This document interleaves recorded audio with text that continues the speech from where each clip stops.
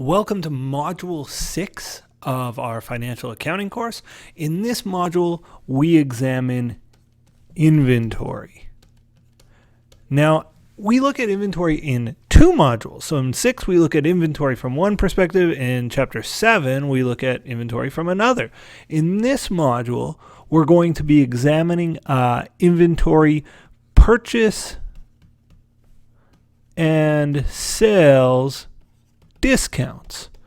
So we're going to look at discounts surrounding inventory and how we deal with them in accounting. In the next module, we'll examine FIFO, LIFO, and weighted average methods of managing inventory. But this module is all about discounts.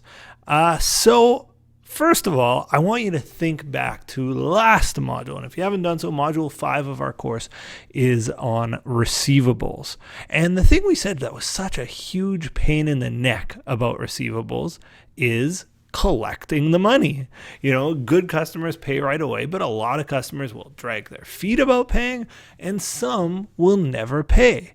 So companies have gotten wise to this, and they've said, look, it's actually pretty expensive to try and collect from everybody. Like there's a big cost associated with having sort of offering credit and going after and collecting on your sales, because the cost is not only that some people don't pay and so you have a bad debt expense, the cost is also just your time and energy and you know, you're paying wages to somebody to go and collect, and people who do eventually pay, so they don't become a bad debt expense and they don't need to be written off ever. They do eventually pay, but they can still be a pain in the neck. So what companies have done to try to mitigate this is they often will offer an early payment discount. And you'll see it all over this module. I just want to introduce you to this notation. You've probably seen it in class. You've probably heard about it in your class by now if you've stumbled across my videos. But you'll see things like this. And this is the most common notation you see. 210 net 30 is what that stands for. Now, what does this mean, right? You'll see this, all over in our problems this chapter. You might see different numbers, but that's a very typical, and this is by far the most common that you see, at least in accounting textbooks, in terms of a discount offer. What does this mean? Well, the 2 is the percent discount. So what this is saying is, hey, you bought something from us, and you bought it on credit, we're going to give you a 2% discount on that purchase if you pay within 10 days.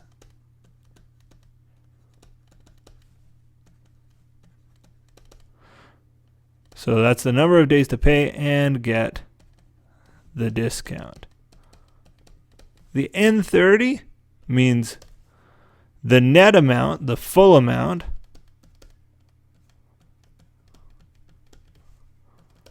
is due in 30 days. So what does this all mean? Let's put this all together. I sell you some inventory. I sell you $1,000 worth of inventory. All right, actually, let's do the journal entries for it. Let's assume I sell you $1,000 worth of inventory and you pay me within 10 days. How does that work? What does that look like? All right, so I sell you $1,000 worth of inventory on those terms, on those 210 net 30 terms. So let me change pen color here. And it's on account, of course. We wouldn't offer terms like this if it were on for cash, because there's no credit involved. So it's me now. I debit accounts receivable for $1,000. I credit sales revenue for $1,000. Let's assume that the goods cost me $600 when I bought them. So I'm like Walmart. I'm a retailer. I buy it at one price. I sell it to my customers for another. So I have 2 entries to worry about here. Debit cost of goods sold, $600, and credit inventory, $600, to say, oh, you walked out of the store with some of my stuff. And that's on January 1st. So I give you these terms, 210 net 30. And you decide, yeah, I want to take advantage of this discount, right? Like I'd like to cash in on the discount. So you pay me within 10 days. So on, let's just say January 8th, you pay me. First of all, let's figure out how much you pay. Well, if you owed me $1,000, but you wanted to take a 2% discount, $1,000 times 2% is $20 off. It means you're only going to pay me $980, right? 1,000 minus 20 is $980. So you say, yes, I'm going to take advantage of the discount. Here you go. And you give me cash. So I debit cash for $980. And now a little bit of a trick here is, of course, I don't have any accounts receivable from you anymore. So I have to get rid of $1,000 worth of accounts receivable. Now, where does the rest of that money go, right? Where's the $20? Well, we debit an account called sales discounts or just discounts. I'm going to call it sales discount for $20. This is called a contra revenue account. So when I get into preparing my financial statements, I'll say, okay, my sales of my company were my sales rev minus any discounts, sales discounts, equals net sales revenue.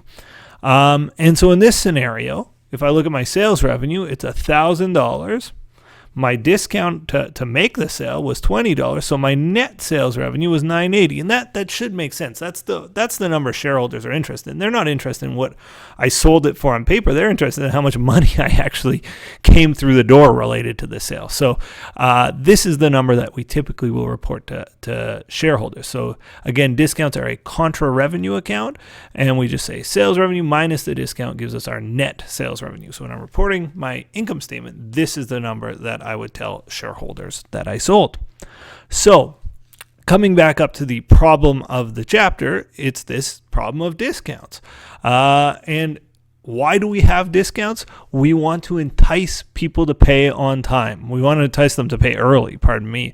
And why do we want to entice them to pay early? So we don't have to deal with their receivables. We don't have to be chasing them. It's worth us to offer a 2% discount so we don't have to chase down the people that don't pay. As you might have seen last class, sometimes we have to write off 5% or even 10% of our receivables. Well, if I'm offering a discount and people are taking advantage of it, that means they're paying me on time. And so this is just an incentive to get people to pay on time.